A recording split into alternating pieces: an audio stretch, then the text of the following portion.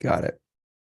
Yeah, I just got a message says it's Apparently we're being live going. streamed. So Yeah. it's setting up. So we'll see.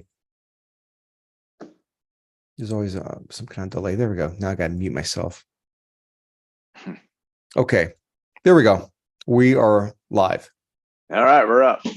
Okay, everyone. Hello. Kevin Black here with TS Ransdell. We're doing our normal jibber jabber. He's an author. I'm an upcoming author. Yeah. Author and upcoming author, jibber jabbing about what we're doing, what we're reading, what we're watching, all the things that are helping us shape our craft. I got to tell you, today is my day off, Travis. I am exhausted. Sunday, I wrote for 4.5 to 5 hours. Oh, nice. Monday, I wrote 4 hours. And yesterday, I was like, I'm going to take the day off. Well, hell no. I got a little O's and I write for 2 hours. And I'm going to tell you, as I was writing, I thought I was going to fall asleep because I write standing up. You've seen me have a Oh, beer yeah. and write. Yeah. I was exhausted. I usually, because for the audience here, I've learned I have a certain rhythm. If I can write 4 to 5 hours on a Monday, I'll do it again on Wednesday and do it again on a Friday. I need days off. And so I did back to back. And yesterday, it hit me like a ton of bricks. I mean, I was bags underneath my eyes. I looked horrible. So it's telling me, which is good because I'm right now, I'm really, really tired. But it's telling me I'm doing something productive, very productive, and I'm making progress. So that's absolutely. Yeah. a good learning lesson for me. I'm like, man, you got to really pace this out. If you're doing the right work, you're going to be tired. What I found when you get on those rolls, I don't like it to end. Once I have some momentum going, because I've had days where I don't have momentum. I mean, I've had days where I'm struggling at 500 words on the page, and that feels like I'm beating my head in the wall. So yeah, when you got a good rhythm going and you're knocking out, a couple thousand words or whatever over 4 or 5, 6 hours, and it's coming to you, I like to keep that rolling along as well. Totally. I understand. I totally understand. I've just to add on one thing. I've realized when it's time to stop. One is you're just tired, but you still, it's kind of like a runner's high. You get that little high, like keep going, and I start going back to things I wrote, and I'll be right. I'm like, no, I'm screwing this up. No, Control Z, go back, stop screwing this up, Kevin, and like I'm done. So like you lay this road. Don't F it up. Don't do that. You can always go back and edit later, Yes. Yeah. So what's happening with you? Well, see, what am I doing? I got, this summer, I've been working on several like children's study journals of various types. So I've got 5 completed this summer. And I'm working on what will be a child's introduction to the U.S. Constitution. And so I've been doing some research into that. I think I mentioned this to you before. The tough part I have right now is not getting into the weeds or the mission creep. I don't want to make it a bigger project than what I really intended to be. So I envision this. I want something that's going to be for about 6 and plus or 8 and plus years of age, just to kind of introduce a child to what the U.S. Constitution is, what were the concepts of government that our founders created, or what they envisioned as a concept of government when they wrote the Constitution, kind of how they intended it to function, and what the articles are. And with the amendments, I'm debating right now if I want to get into all the amendments or maybe just keep it down to the first bill, the first 10, the Bill of Rights. Oh, probably first 10. Yeah. Because again, it's a lot. It is a lot. And I found in reading into this, my mind keeps going down all these trails. Oh, I could talk about this, talk about that, but I need to bring it back to I intend this to be a child's introduction, so that they just basically know what the Constitution is, why it was written, how the government, kind of what the purpose or the intention of our government was, and know what it covers. A lot of people I've found just really do not know much of what's Article 5. Most people don't know. I have no clue. And a story I like to tell, a lot of my inspiration for this goes back to when I was teaching high school. And there was a year where I was teaching both American history and U.S. government. And this was the first time I'd ever taught either one of these subjects. I was kind of talking to other teachers, trying to figure out what my pacing should be on topics for, try to cover everything within the 9-month period. And I asked a U.S. history teacher how much time they spent on, the American Revolution, the founding of the government. And basically, nothing. I talk a little bit about the revolution, but that's for government class. So I asked the government teacher, how much time do you spend on the Constitution and the Bill of Rights and how that was all formed? Oh, no, I don't spend any time. That's American history. And nobody was covering anything about it. So I incorporated a lesson in both classes, American history and government, on kind of what the Enlightenment thought was behind the Constitution, what the Bill of Rights were. And then eventually worked that into, when I got into just teaching world history, I worked that into world history as well. And so that's kind of my goal here with this book, is something that a small child could read through or have read to them, just give them a very basic understanding of what their government is supposed to be, and include some coloring pages in there as well. Nice. Kids, kids like to color, so make it fun. Well, yeah, I mean, it sounds like you could have a book too, post Bill of Rights, because those get a little complicated. Is the 14th? That's about slavery. I mean, you could talk about the Civil War, right? Oh yeah, and it gets more complicated, and the amendments seem to get more complicated, I think, as you go on. The first 10 seem to be pretty straightforward. They're like one or two sentences instead of a paragraph. Yeah, seriously. So that's what I'm working on now, and I may do more books like this, but that's this is something I wanted to try and see how this venture goes. Nice. Any movies? Anything worth watching on TV? Oh, the last movie I watched, you may laugh, was the latest Puss in Boots movie. I hear that's fantastic. I hear there's really good. Yeah, actually, I liked it. It was there's two of them. I always kind of liked the Puss in Boots character from was it Universal who makes those, I think. Not sure. Anyway, I always got a Antonio Banderas is the voice actor for that. And I always got a kick out of the character. I kind of liked him. And this was a sequel to that. It was good. Watched it with the kids on Sunday night, and it kind of deals with Puss. The Puss. The idea is that he's lost 8 of his 9 lives now. And because it opens up in his typical grandeur style, he's like he's taken over. He's crashed the governor's house. He's having this big party, singing a song about how great he is. Big bell falls on him, and he realizes he has died 8 times and only has 1 life left.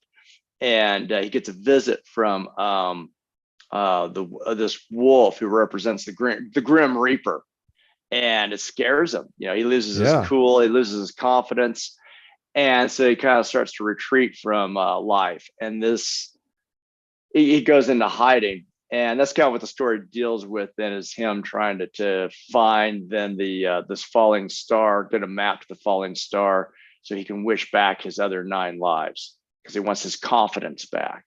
Yeah. And of course, he runs into some of the old characters that he's got. We got who's the guy? Jack Horner. Jack Horner stuck his thumb in a pie.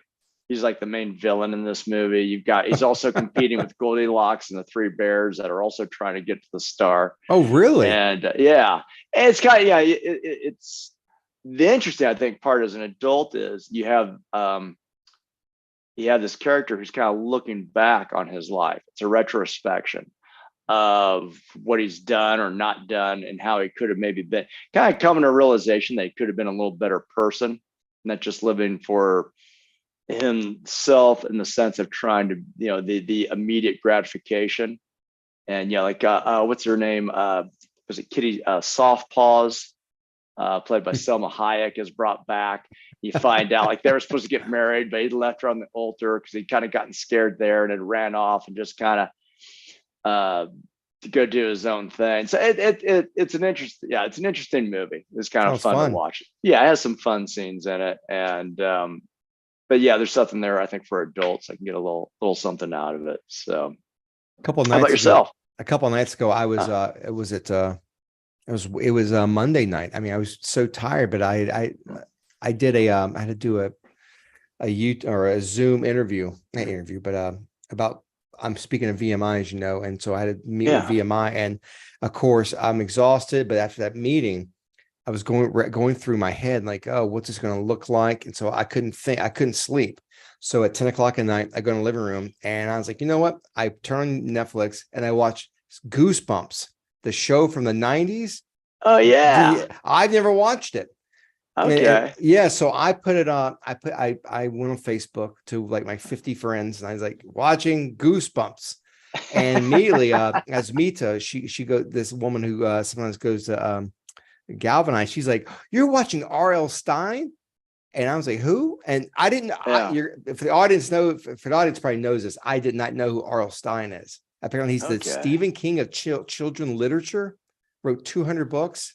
Oh yeah. Yeah. A lot of short stories. Oh, so I loved it. I really enjoyed it, but I was like, wow, there could be some frightening stuff in Goosebumps. They're not kidding. I mean, I like it, but I was like, Uh-huh. wow, this is I'm gonna say maybe the 90s, it was kind of pushing it because man, if you're watching this as a kid, I could see being scared of it, but it was Oh great. I loved it. yeah. Now I didn't watch it in the 90s. Excuse me. So my myself watching it, or my introduction to it was I didn't watch the show. I didn't read the books as a kid. But then as my boys, yeah, I've got, well, two of my boys are teenagers now. The youngest is 11. But anyway, they loved watching that show. We'd put that on for them. Typically around this time of year, start getting the fall, Halloween season and Yeah. all that. So yeah, we'd watch the Goosebumps show. My wife, now she had watched a bit of that as a kid, was a little more, or she would have been a teenager, so she was a little more familiar with it than I was. So yeah, the boys liked the show, and it was kind of fun to watch as a family. Then they got into reading the books, and yeah, so that was how I came into it. But that was a fun series. The mannequin, what's his name? Is it Charlie? Oh, it's crazy. Oh, did you Yeah. watch one of those? Oh, God. I Yeah. remember. Yeah, my youngest used to get terrified. I thought it was really creepy having this doll that would move around. Yeah, it's a little disturbing. Uh, yes, yeah. So I watched that, and I told you before that last week we watched gosh, it's called Weird, the Weird Al Yankovic movie. Oh yeah, Did I tell you that? you told me about Yeah. that. Yeah. Oh, I thought it was genius. It was so well done. Uh, I mean, I remember as a kid watching UHF. That was his mm, first movie. That's with Kramer. Kramer from Seinfeld's in it. okay. Oh my God, UHF channel, they're trying to compete with was it regular cable? But that's the rabbit ears for the the old TVs. That was a Yeah. fun movie, but this movie is real. I think it's almost genius because he's telling you his life story, supposedly, and he changes some of the history. He apparently he wrote "Eat It" first, then Michael Jackson wrote "Beat It." He's like, people will think I'm parroting him. He's parroting me. Oh, it was so funny. Now he's dating Madonna, and she's trying to kill him. I was like, I laughed my ass off. I thought it was really, really, really funny. It's nice to find some movies of which are kind of shocking. I didn't know much about it, so I was like, wow, that was like that's like a gem. Another gem that we watched last year, I think I told you, was with Bob Odenkirk. It's called Nobody. Yes. Yeah.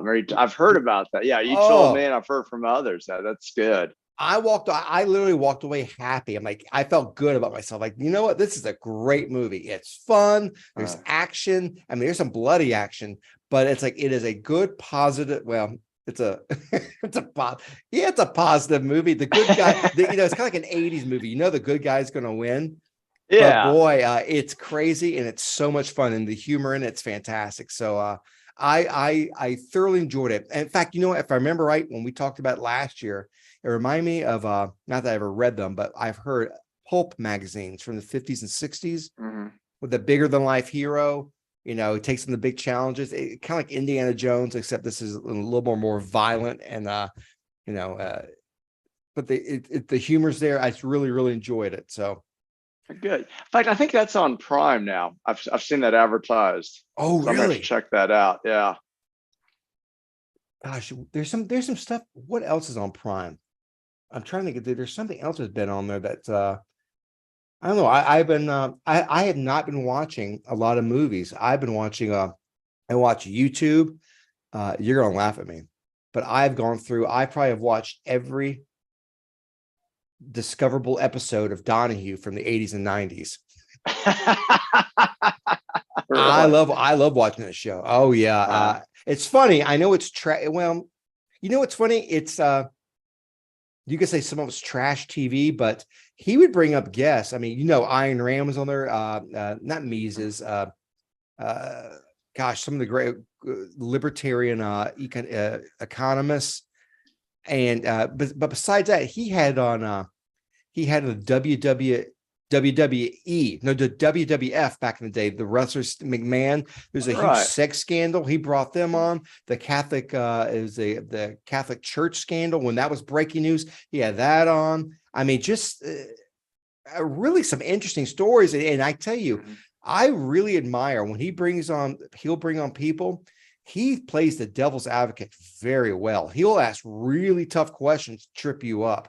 And I don't think he's really trying to trip you up, but to me, he sounds like he's like a very, very good lawyer. He knows he could argue both sides. And to me, it's very admirable for someone to actually do that, because you know, like this guy, totally innocent. But he'll say, well, didn't you know this? Didn't you know that? And you'd be like, wow, you know, yeah, that's a good point. And if you can't defend yourself, you know, you kind of fall. The only disappointment, Travis, the only disappointment is how dumb the audience is. The audience is incredibly like clapping seals. I'll clap for anything. Oh yeah, Jessica Hahn remember her from the PTL scandal? Great interview with her, but the crowd goes against her. Yeah. Like, this woman was raped, and now she's trying to make a living, and the audience goes against her. You're like, oh, you audience. So if you feel bad about today, like, just don't fear. Watch a show back in the 80s. They were just as slow. They're dysfunctional people back in the 80s too. Yeah. Yeah. So Yeah, that'd go back to when I was a kid. I didn't watch. I mean, I remember my mom might have it on during the day. Now, keep in mind, I'll date myself. You know, I was growing up in the 70s and early and mid 80s. You know, in my childhood period. And I remember it'd be on, and my mom would have it on the TV like while she was doing something else. You know, because we only got my time. We didn't have cable, not until like around 1980. So a lot of times we only had 3 channels, maybe 4 if the weather was good. And so, yeah, you'd watch what was ever on ABC, NBC, or CBS, you know. And so, yeah, that stuff would be on during the day. My dad would complain about Phil Donahue because he didn't like it or like him. Oh, wait, it was a bleeding heart. Yeah. Yeah, he was known for being a big bleeding heart liberal. I remember my dad getting worked up because Phil Donahue had said something like he didn't like the way Americans would apply, you know, like World War II movies where the Japanese pilot, maybe it was movie Midway or something had come out. And he was upset when Americans were cheering because the Americans were shooting down Japanese pilots or something like that. I remember my dad got all worked up about that. But yeah, that's what I remember about Phil Donahue. It's so funny though, because when you watch it, and you're right, you can tell he's a bleeding heart. And but he says it though. He'll say, I'm a bleeding heart, you know. But the funny thing is, I'm actually amazed that he shows a lot of patience with guests who are really hostile to him. Oh God, you should watch a woman with Farrakhan. Farrakhan comes on, I think 2 or 3 times. There's some other people from Farrakhan's group who he interviews Rush Limbaugh. You got to watch that one. That'd be interesting. Because I think it's like 1990 when Limbaugh is now becoming really, really just popular. starting to become a big star. Yeah. Oh, and he holds himself really, really well. You can see how talented he is on the radio, by how he defends himself and how he. I just tell you, it's funny just to see. Oh my God! Oh, I got one for you. Do you remember Bernie Goetz? Oh yeah. The guy in New York who shut up the subway. What was it? Yeah, it was being the gosh, I love the movie too, and I'm totally blanking on the name. Charles Bronson, Death Wish. Yeah, everybody was comparing it to the Death Wish. Yeah, because for the audience here, you know, New York back in the 70s was a was bad, like really bad, even early 80s. I mean, just watch Death Wish and the movies. And so Bernie Getz shot 4 or 5 black men. I think he killed a couple of them. I know he paralyzed one. He had the jurors on the show, like right after. And he has the lawyers and a judge. He has this black judge who's a total racist. The black judge is total racist. And the audience, it's fascinating how they walk back. Donahue interrogates the jurors, and they tell you what they're thinking. The judge jumps in, and even the audience turns on the judge. And Donahue's like, "Is this the world we want to live in? Where people with guns in the subways?" And this lady's like, "I'm in a subway. I've done the same thing." Well, yeah, because a lot of people, like crime was rampant back then. I guess it is today again. I've heard, New Yorkers complain about just how the city has declined after the Giuliani years. But if anyone remembers Rudy Giuliani, that was how he got in there. That was the first time New York City had elected a Republican in a long time. And he was brought in to clean up. He was the guy who took down the mafia, and he was going to clean up New York City. And as I recall, Bernie Getz was attacked on a subway by 3 or 4 men. They had like sharpened screwdrivers. They were trying to mug him. And he had a gun, which I think at that time it was illegal. You couldn't own a gun in New York City. Like now? Yeah. But he defended himself. And as I recall, in the criminal case, he was found innocent because of self-defense. Yes. And a lot of the left is very upset that he'd been found innocent, and they basically kind of ignored the gun laws that he had violated, but the jury did.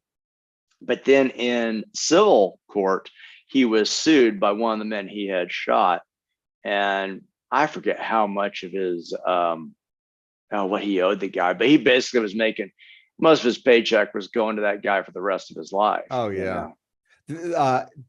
Did you tell me about this, or I watched it? Maybe it was. I think it was Mike from New York, West Point. Mike, there's a show on Netflix. It came out 4 or 5 years ago. It's about the media.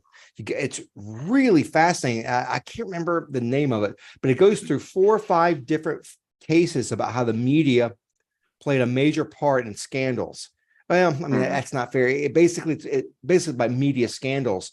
But one example that they show is it wasn't Sally Jesse Raphael. It was it wasn't Oprah, but it was the white woman who had brought on 2 guys. It was like secret admirers brought on 2 guys, and one of the guys had a crush on another guy. He basically humiliated him on national TV. Okay, and way back and killed him, killing somebody. Yeah. And so that was a huge lawsuit, and that's one of them. But the Bernie Getz is also one of those episodes. It's actually really fascinating to see the role the media can do to inflame passions, even distort the evidence out there to lean one way or another. Yeah, well, yeah, of course we see a lot of that today, But media did seem a little more honest back then, although people complained about it at the time. Yeah. So other than that, gosh, I think you're asking me what the hell. Well, I asked you what we were watching. So we were watching. Yeah. So Donahue, that's what I've been doing. Donahue. Well, I know a lot of what I like to watch, particularly on the weekends. I mean, working a lot during the week. I'm busy. Boys are busy. So during the week, I maybe am catching like short clips on YouTube or something, a little bit at night. But I try to make a point to take Saturday off just so we spend time as a family, just kind of doing stuff. So Saturday is like our typical pizza night, watching TV. We'll watch a movie or Prime has a lot. Amazon Prime has a lot of old TV shows on there, and I think those are fun to watch. We'll watch like Dragnet. Lately on Saturday nights, it's like cop show night. We're watching Dragnet, Adam 12, the old Hawaii 5-0. Maybe Friday nights, we'll watch things like Twilight Zone, the Bob Newhart show. I don't know if you ever watched that. Oh, my folks love that show. Oh my yeah, God. This is my brother I Daryl. This is my other brother Daryl. no, this is the one before that. This is the Oh, one that's Newhart. The Bob Newhart show was on from 72 to 78. oh And wow. Is that's Mary where he's Tyler supposed Moore in that? no, but that's about the same era as Okay. Mary Tyler Moore. So, but they've got that on. I remember watching that on Saturday. I think it was, yeah, Saturday nights as a kid.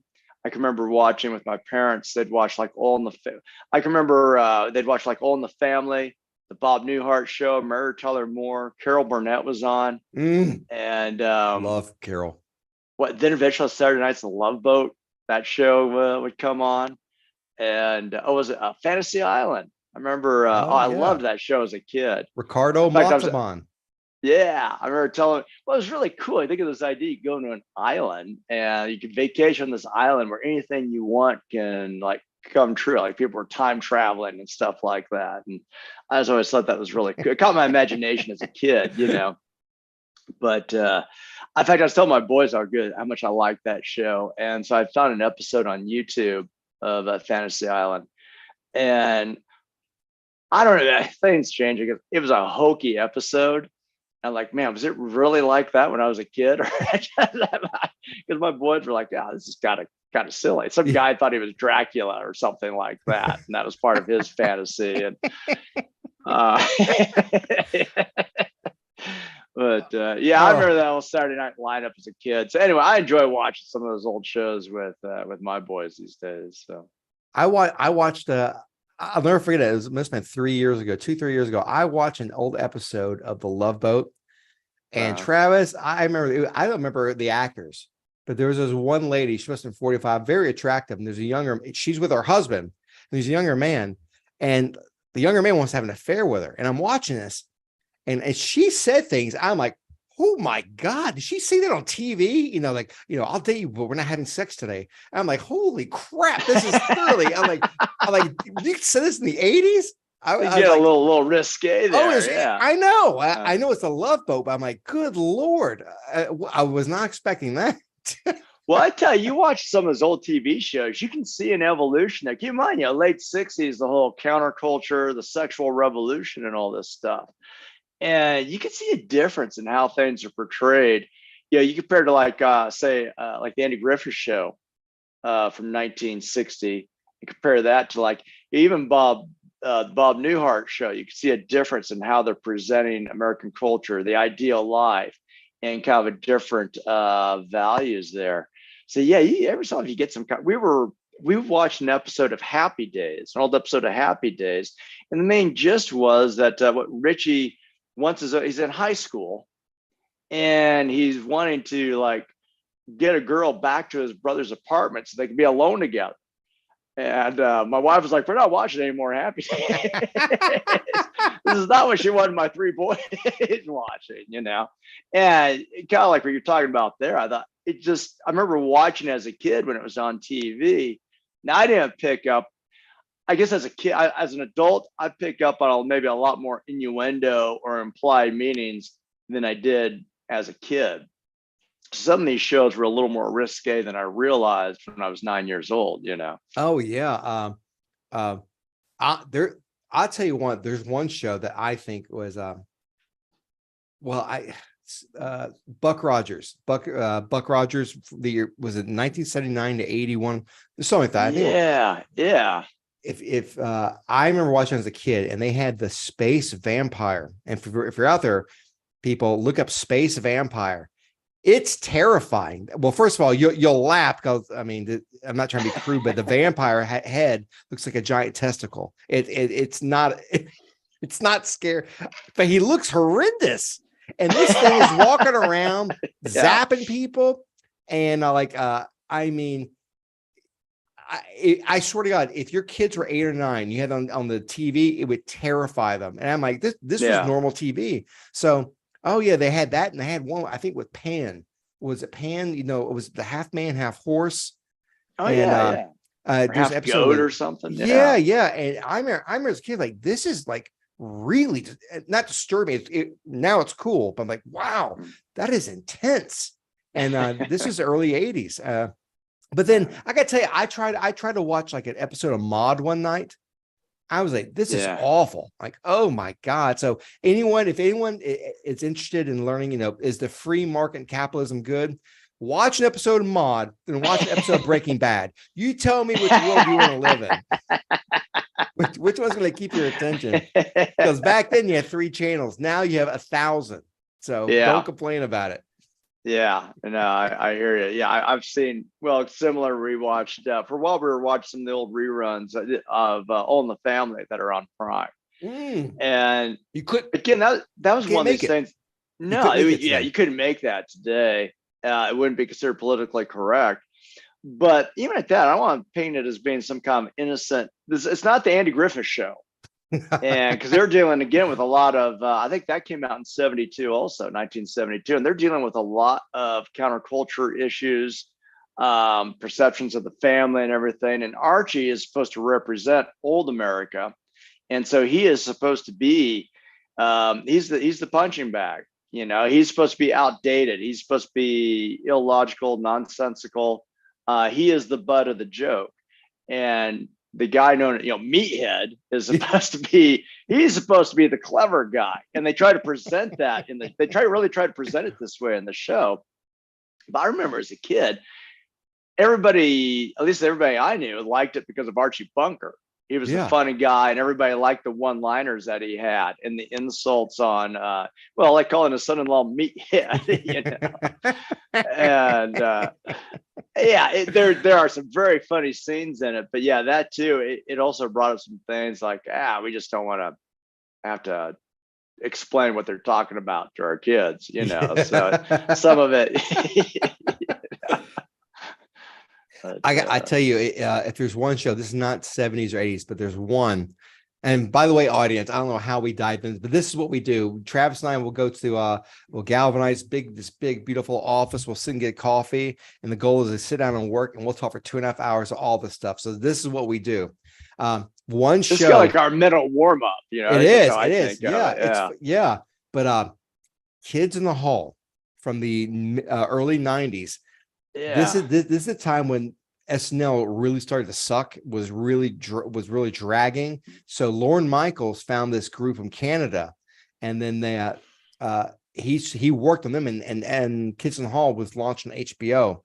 And I'll go on YouTube and watch that. Those episodes are hilarious. I think they're hilarious. And you will find guys, this is where guys are dressed up as women, but it wasn't what it is today. They're literally just playing. We're trying to be transgender. There was a time this was like a comedic stunt, because you get somebody who looks like obviously looks like a man trying to act like a woman. People thought that was funny. Yeah. So, but Kids in the Hall, if you ever get a chance, audience, it is some of the greatest episodes, and not politically correct, but man, it's really, really, it's gold. I mean, I'd put it ahead of a lot of stuff today. That good. Yeah. Are there really any comedic shows on today? You know what Jen and I used to watch? Well, Adult Swim on Cartoon Network at nighttime. They would play adult cartoons, and I remember there's one show I loved. It's called Squidbillies, and it's a bunch of squids that live in Georgia, and they're hillbillies, and I laugh my ass off. I think it's funny, but I'll tell you this for the audience: is this really a good show? A friend of mine at the time, he went home. He's like 5 years older than me. He went home, he turned it on, and his wife's in the room. They're watching it. He's like, this is what Kevin watches. So they're watching it. And his wife turns to him and goes, is Kevin stupid? Humor can be subjective, Yeah. So like Adult Swim is it's a good alternative. Well, I tell you, but some of the shows now are so juvenile. It's real. I mean, it's so adolescent. This stuff now is so adolescent. You're like, I don't get it. I don't get the humor. Are there even sitcoms on now? Because I'll say, like, I'm so unplugged from network television. I don't even know what sitcoms are on. I remember when my boys were very little trying to watch I mean, you grew up, there were Saturday morning cartoons, Oh my right? gosh, yeah. Oh That, I mean, yeah. I memorized the schedule. So I'd be up, by 7 a.m. I was parked in front of the TV on Saturday morning as a little boy. And I noticed that when my boys got to an age when they're like, my oldest is around, 4, 5, 6, there were no Saturday morning cartoons. That's where Netflix came in handy, because back in those days, Netflix had a lot of the old cartoons um, on Netflix, so we could Net watch some of that. Netflix. Netflix. Now Oh, this you. goes back, yeah, not now. This goes back. This is several years back. Like 10 years ago. Oh, You could oh, get a lot of good cartoons. Yeah, 10 years ago, you get some good cartoons on Netflix. oh, yeah, yeah. Um, But you're talking about like in the 80s, in the 80s and 70s, like Saturday morning cartoons. right, where the networks had their lineup, and Yeah, that was a big Voltron. Yeah. deal. And I remember trying to find that when, again, as my boys were growing up, I'd go to like, okay, what was on network television? You couldn't find Saturday morning cartoons, or not. Yeah, if I found anything, it wasn't anything I wanted them to watch anyway. So Yeah. we go to Netflix or something and watch. In fact, I even bought like some of the Phineas and Ferb cartoons. That was Disney. Used to put that out. And that was hilarious. My boys loved that. I remember I got the of the Johnny Quest series, not the new one, but the old one, because I loved that as a kid. And how was it? They used to love Ninjago and stuff like that. But a lot of the stuff they'd watch would be what we'd find on Netflix, and they were showing old shows again from 90s, 80s. That's how we got into watching. Or just Goosebumps we were just talking about. Yeah. Was catching it on there. Now Netflix seems to have a lot of their own stuff that they put on there, and They're all it was competing. Yeah. it was junk, so we dropped it. I tell you one thing. I don't know who turned it. If I turned you onto or you turned me onto. I think it was both, because now that I'm really obsessed now, I watch a lot of these shows from Gamers and Geeks, RK, Oh about yeah, yeah. So for the audience here, we're always talking about chaos. I'm trying to get more. worse, gotten worse. So I'm really fascinated watching. It's kind of like maybe like watching a ship sink, the Titanic or something. The way what Disney is doing to themselves. So yeah, watching these shows where you talk about what they're spending. We think what Disney has done, they're systematically destroying the original IPs that made them a fortune. They've bought Star Wars and have destroyed that. They bought Indiana Jones. They've destroyed that. They bought, was it Marvel Comics, and they're destroying that. They are slowly killing off the geese that lay golden eggs for them, and seem to be completely incapable of producing anything that's going to replace that. I think history is being made as we watch one of the most iconic American brands systematically destroying itself. Yeah, it's like they've hired. Yeah, watch what I'm saying. It's like they hired Al Qaeda to come in and do a job. Except they're all from the Ivy Leagues. All these geniuses. It's like I think Michael Malice said, Harvard has done more damage to the country than Al Qaeda. Yeah, I can see that. Yeah, maybe. Sympathetic. Maybe so. Yeah. I was gonna say, I think I sent you a video. I think it was from that DVD Overlord, the guy who wears the costume. I don't know if you check that out. It's a YouTube video, a link to a YouTube video. A lot of theater involved in his presentation, but the gist of it was that there are a lot of insiders that he said are leaking to him that the higher ups in the Disney Corporation really believe in their message, that they believe in the woke message, and so that they're putting this before profit. They're putting this before the business interest. Yeah. Yeah, I mean, they have nothing. There's nothing wrong with putting, say, your values, your principles before just trying to make a dollar by any means necessary. But their values, their principles are so counter to what Disney was actually founded on, or what their customer base is really about. And I think they're completely out of touch with that. They don't seem to really, either that or worse yet, they are in touch with that, but they're all on board about dismantling this anyway, because they don't want that there for what their customers are. But they seem just set on just producing content that their customers are not going to like.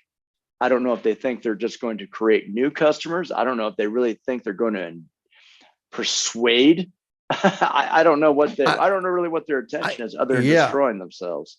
You know what it is? It reminds me, one of my favorite movies of all time, really probably my top 5, is Man on the Moon, with Jim Carrey playing Andy Kaufman. And you know, Andy Kaufman was hilarious, but he was so self-destructive. And it wasn't about the customer, it was about him. And they would say, you know, who's this comedy for, you or the audience? And you know, and what happens is, you know, if you're really good, you realize that my values will coincide, or like I can draw the audience in. But when you totally ignore the audience and you go against them, and you purposely antagonize them, what do you expect people to do? So it's exactly, yeah. So it's like a lot of these Disney's execs. I have no clue what's in their head, but they're not. I mean, if you want to know what the audience is thinking, go on YouTube. They care so much, they're making channels about it. Now you may say, like, you know, they say, well, these are terrorists. I assure you, if people didn't care, they wouldn't put their life, you know, they wouldn't take their time. I mean, if people really, I mean, they're fanatics out there about Star Wars and Indiana Jones. They really care about the stuff. And if they're making a channel and putting their time and effort, maybe they represent similar people, you know, but. Well, like I said, they've literally have taken, if you include Disney, you take Star Wars, and you take, Indiana Jones. I don't think they even think beyond the moment. I think I don't think that they may not. I personally, it doesn't register. It's like you know, they live in the moment. People will come to us. You know, we have the right message, and ultimately, people will be. I mean, here's the thing: they're not even persuading people. They're doing what they want to do, and assuming that people will see their genius and their logic. Yeah. Well, yeah, they got that one gal who talked about the not so hidden agenda of trying to indoctrinate kids into homosexuality. So I think some of them have to have an inkling of what they're doing. There's probably a mix there, and some, you know, may not care. It may be completely amoral. Yeah, like we've talked about, there's 2 ways of doing business. You can either serve your customers or you exploit your customers. And for some of them, it may be about just trying to exploit a customer base that's loyal to that brand. Let's just feed them crap and hope they eat it, you know, and keep paying us. You know, I got to tell you, I think one of the great benefits that you and I have had in our lives is that we were infantry. And what I mean is, when you're infantry, you're on the ground. You realize that the things you do at a particular moment could have consequences. You're forced to contemplate them because you see it, you feel it. You're in that miserable condition. There's no bubble. There is no bubble. You realize, if I do this, something's going to happen. And how do you know? Because you've gone through it. You've sucked it up. It sucks. But, you know, that, to me, that is a wonderful experience to have, because, you know, it's how you and I write. We're trying to write from experience. Like, hey, this matters. Why? Because I don't want to, you know, this is the crappy situation. How do I know? Because I've been there and I don't want to do it. But a lot of these people, I like you said, they're insulated. They live in a bubble. I don't think they contemplate that people, you know, I can't remember who said, like, you know, people have limited money.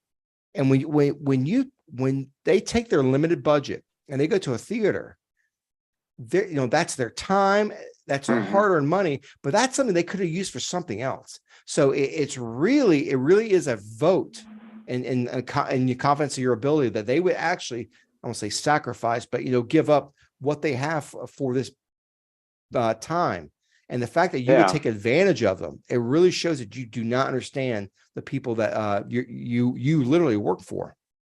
Well, yeah, I have 3 sons, and last time I took the whole family to a movie, we had you know, matinee. So the tickets are like $9.50, and I think adults are like, if you're 9 or older, you're an adult or something like that. So basically $50 for tickets. I'm splurging because the boys are excited. They haven't gone. For me, going to a movie theater growing up was a pretty regular thing, not for my sons. So I'm letting them get we get a couple big buckets of popcorn. And I let the boys each get like a small soda. All in all, we dropped about $90 at the movie theater. Oh, Somewhere between 90 to $100. And if the movie is complete junk, or if I even suspect the movie might be so, I'm not going to take them to a movie theater. I'm going to be very select. I'm going to be very selective. That was when we actually went to go see the Sound of Freedom, and I'm going to be very selective about what I take them to in a movie theater. With streaming today, if I'm going to take a risk, I'll rent something off of iTunes for $4 or $5 a lot faster than I'm going to drop $100 to take everybody to a movie theater. So I don't know about you, but I have developed my detective skills. I have developed my detective skills by movie reviews, and so I have a couple of benchmarks, flags. Like one rule is I've had this really since I graduated college. If Rolling Stone says this movie is good, it's a piece of shit. So that's number one. Yeah.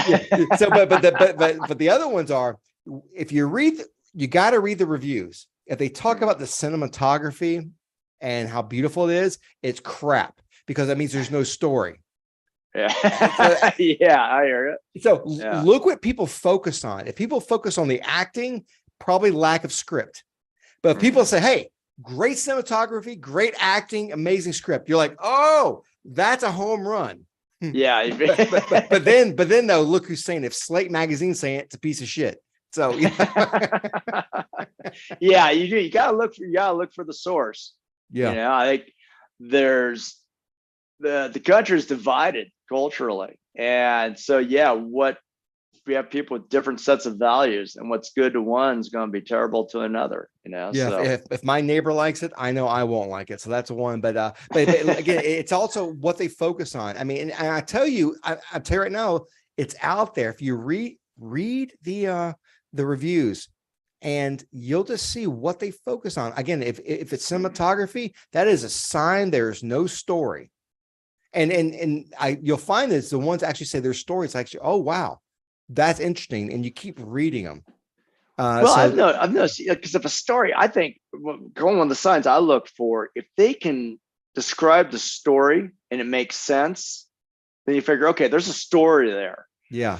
Or was it somebody I was watching? It was another YouTube video where somebody was talking about a movie that was coming out, and I forget the name of the movie. It doesn't look like anything I'd want to watch anyway. But the woman who had made it was talking about how it's kind of this, it's kind of that, it's kind of, and I'm like, no, there's no way. If it's kind of this, kind of that, you don't know. If you made it, you don't know what it is. You can't really try to spend time to narrow it down and efficiently tell me, which I know is easier said than done. But still, at this point, she's just made a movie and it's out there and it's getting ready to be released. She ought to at least have these, supposedly the most talented people out there. You think she could come up with one sentence describing what the movie is. 5 sentences to describe what the movie is. It's just, it's kind of this, kind of that. And I don't need anything vague, and I don't need vague and obfuscation trying to pass itself off as complex and deep. Brave. It's brave. Brave. Yeah, it's a brave. Oh, okay. It's going to defy expectations or subvert expectations or whatever the term is. I know Rotten. I mean, I don't know if you saw this, but there was an article that came out, I think a week ago, about Rotten Tomatoes. Rotten Tomatoes has really lost reputation because it's been discovered that a lot of these studios are paying, I think $50 per positive review. I've heard that. Yeah. But there's evidence here. There's a sign here for a movie review. If you look at a movie review and it's got 90% of experts saying they love it, and it's got 30 to 20% of the audience that hates it, I'm like, oh, I go with the audience. Absolutely. Yeah. Oh yeah. Yeah. I think the audience will shoot straight with you for the most part. Yeah. I'm trying to think. I'm sure there are movies out there that the audience didn't like. Well, I'll give you an example. It's on Netflix now. Don't ask me why, but I've been on a Ted Bundy binge for the past couple of weeks, And the one that Zac Efron made, and it's a long title, it's Shockingly Evil. It's what the judge called him. I think it's a very good movie, but if you're looking for gore, it's not it. It's a psychological movie about his girlfriend and what she lived with him. Have you seen the movie, by the way? Have you seen it? I haven't, but it sounds intriguing because I like these, what people are thinking, not like the bloody gore stuff, but just, kind of more, what's their thought process to have done what they did? It's truly, I think it's a good movie. And for this reason, the guy, Zac Efron, very handsome man. He plays Bundy, but Bundy comes off nice all the time. He's a liar. And see, you and I know, because we know the history, but if you watch this, you're like, oh, he's innocent, because he's always lying to other people, but especially to her. And even when he sees her, you're like, this can't be the killer until, well, I'm not going to say anything, but I tell you, I think it's fascinating because what's happening is you're seeing it through her eyes. And that to me is really fascinating, because this guy is an awful. You see how you could be swayed to like, oh, maybe he didn't do it. Forget all those court convictions. They've been wrong. Maybe he's right. Maybe he didn't do it. Yeah, they're really kind of presenting the story through her lens or through her perspective. And the reviews are awful. If I remember right, like I think the audience reviews are awful, and the critics' reviews I think are good. But I agree. I think it's a good movie. So that's one of those rarities. And so the it can happen every so often. It can happen. Where something might be a little bit on the complex side, but that makes it interesting. Yeah, and it's not snobby, but it's different. Let's say it's very different. Any movies, anything on your plate? I'm like, anything that you guys are going to watch anytime soon? Oh, I'm trying to think. There's a couple movies I've seen that I want to watch coming out. Was it it's an Napoleon? Agatha Christie, A Haunting in Venice, I think. Yeah. It's got Kenneth Branagh. I think that look. I like a good kind of ghost story. I think ghost story is an interesting genre just because everybody is haunted by something.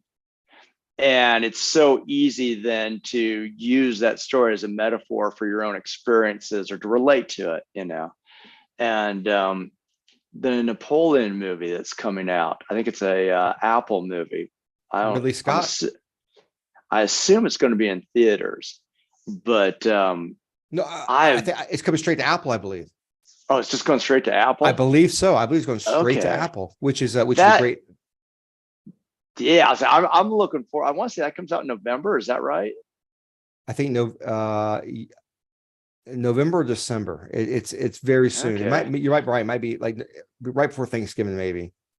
But it's got me wanting to brush up on my Napoleon history. I don't know too much about Napoleon, just a lot of the basic stuff. But I want to brush up on it, and so watched a video the other day on the Battle of Austerlitz.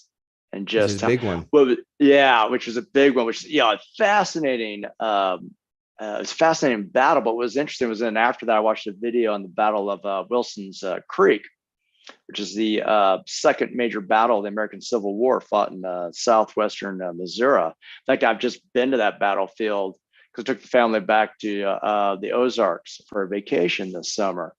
And it was interesting because how all the Civil War generals are trying to be Napoleon. They are trying to enact what Napoleon did. And Wilson's Creek, the way General Lyon, the Union officer, had split his forces. And then of course the Austerlitz, where Napoleon had split his forces so that one guy, to attack. I thought it was interesting. It worked out much better for Napoleon than it did for Lyon. But in fact, Lyon got killed at the battle. But anyway, it was an interesting juxtaposition.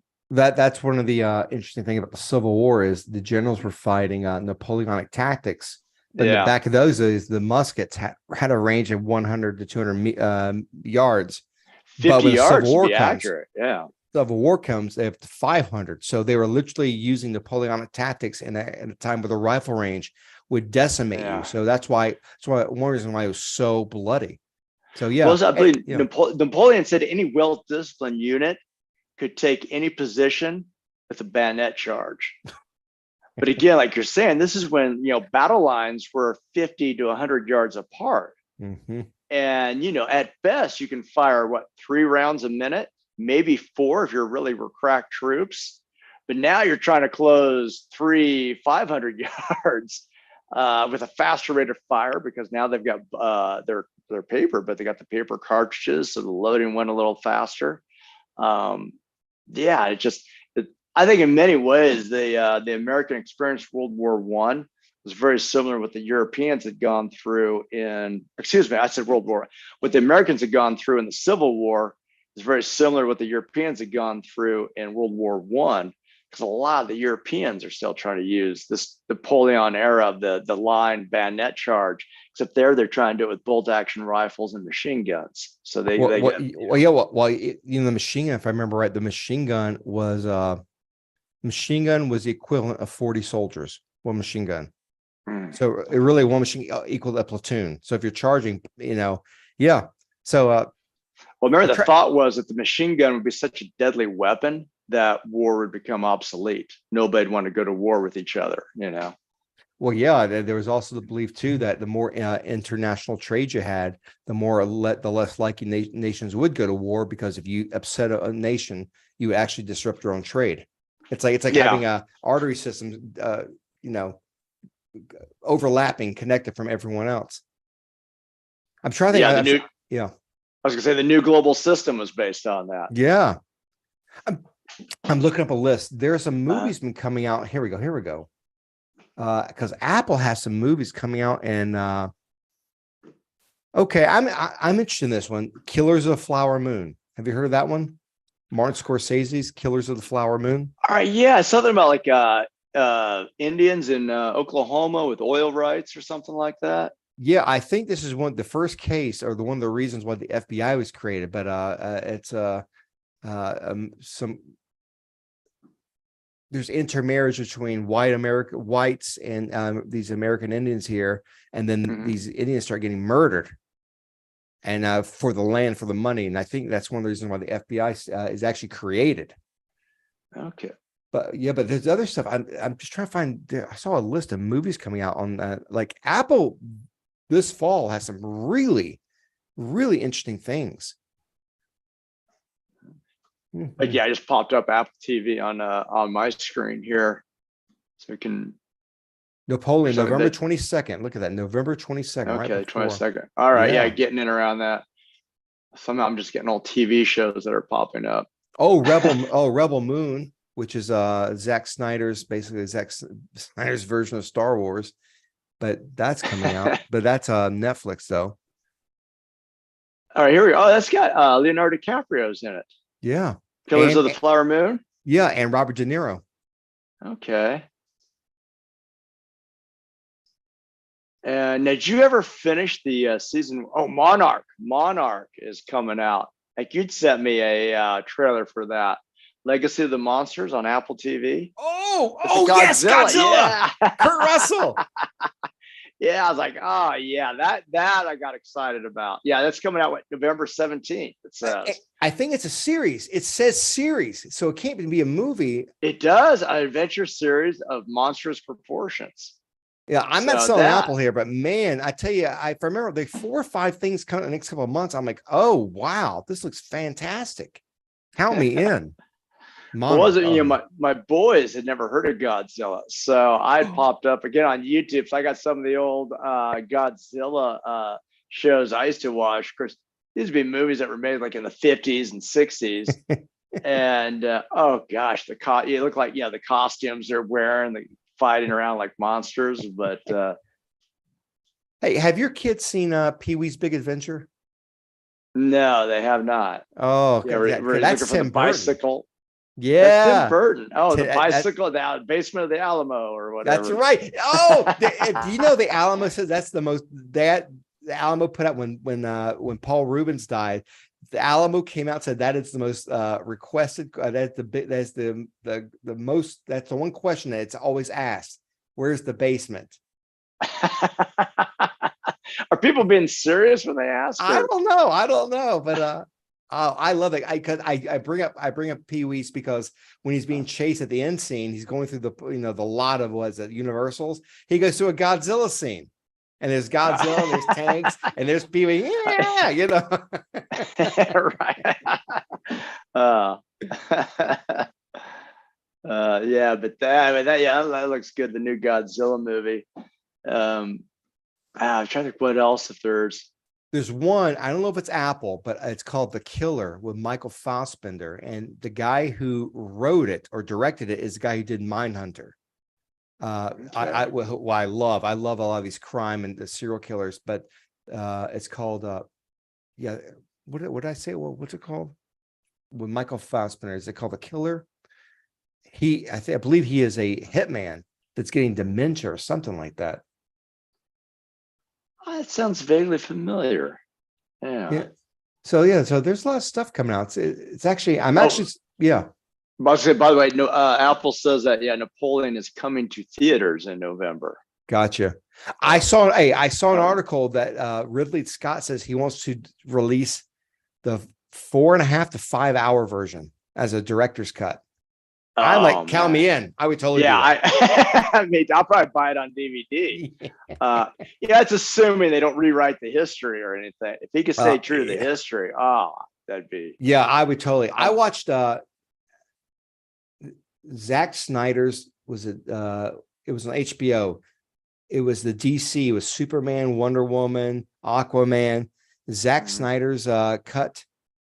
And it was 6 hours long. I sat on the couch. I watched every minute. I ate it up. I loved it. I thought it was fantastic.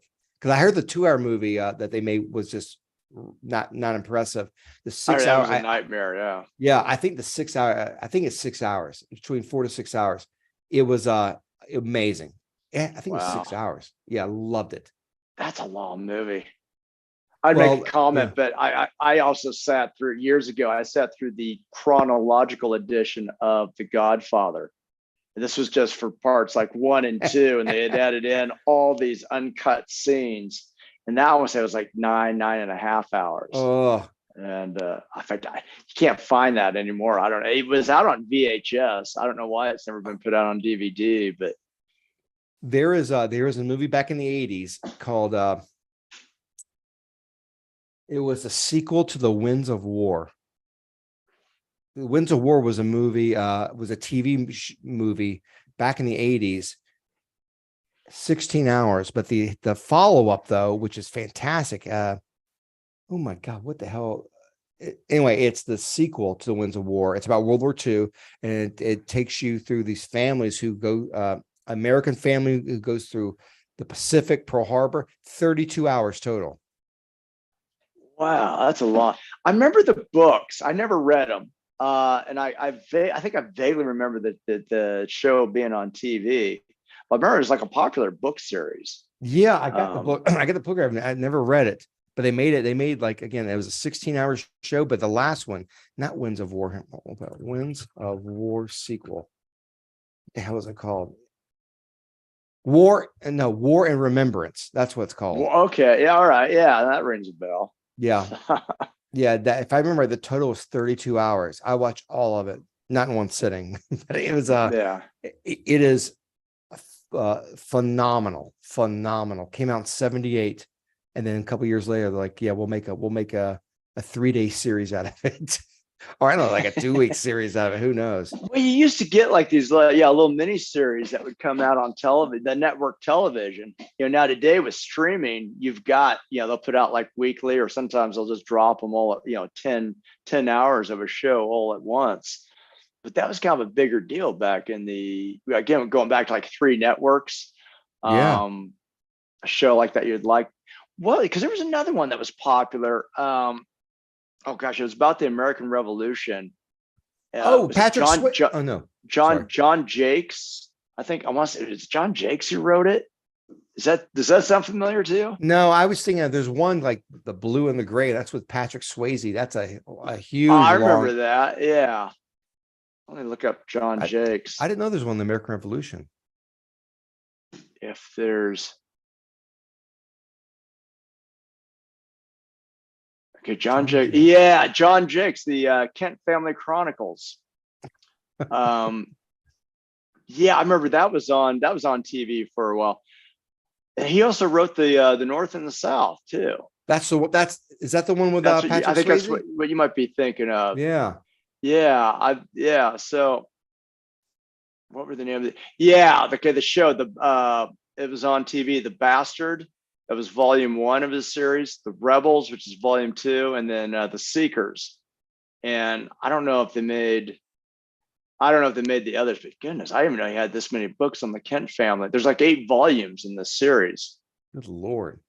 Basically, it's about, settling, Europeans settling this family, the Kent family settling America, and then going through the American Revolution and the stages after that. So I remember watching that on TV as a kid and really loved it. What was the Western with